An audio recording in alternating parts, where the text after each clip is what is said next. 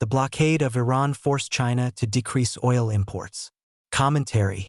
As the war with Iran distracted the United States and Europe is focused on Russia, China exploited the situation to increase its belligerence against Japan and maritime claims around Taiwan and in the South China Sea. But the Iran war also included a blockade of Iran, which forced China to reduce its oil imports. This demonstrates an underused strategy against the regime and a war that cut both ways for Beijing. On May 31st, China's Coast Guard patrolled east of Taiwan in the context of efforts by Japan and the Philippines to peacefully agree on their common maritime boundary. A few days ago, the regime floated its first small structure in Scarborough Shoal off the coast of the Philippines. If allowed, the People's Liberation Army will likely use this scientific structure as a wedge to build one of its biggest and most important military bases in the South China Sea. The Iran war and Beijing's reaction indicate that a future conflict with China over its incrementalism continues to be a concern.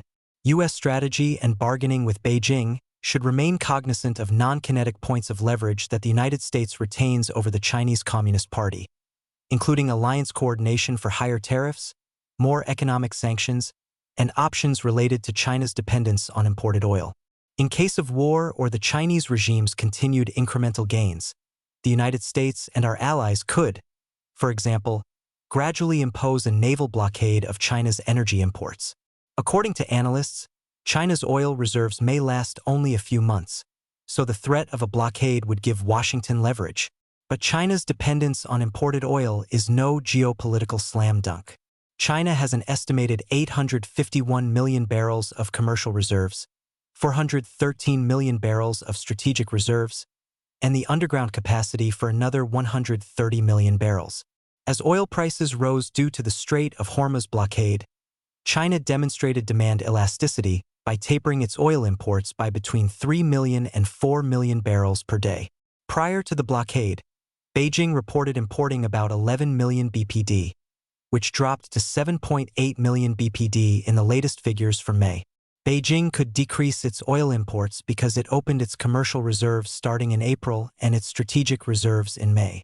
The regime restricted exports of refined oil products, including gasoline and diesel. Chinese industrial and retail consumers demonstrated elastic demand by decreasing their purchases.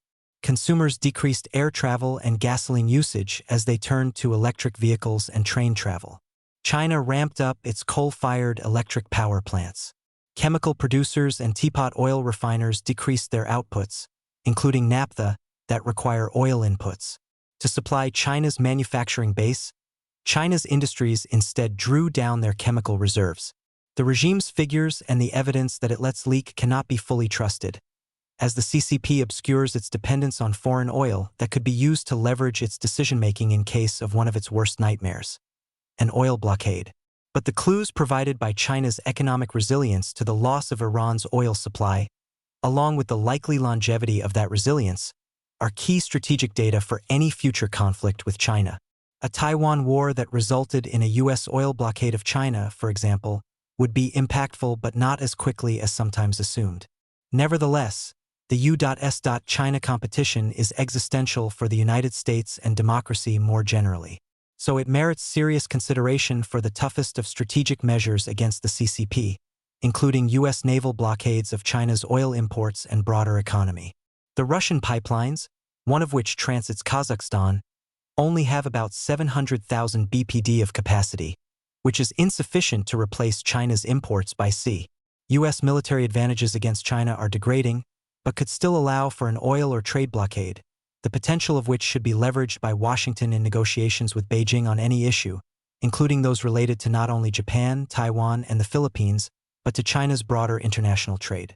A trade embargo on the country could affect China's trade with all countries, including in Europe and throughout Asia. Such tactics admittedly increase the risk of U.S.-China military escalation, but the regime in Beijing is already doing this by incrementally increasing its territorial claims against U.S. allies.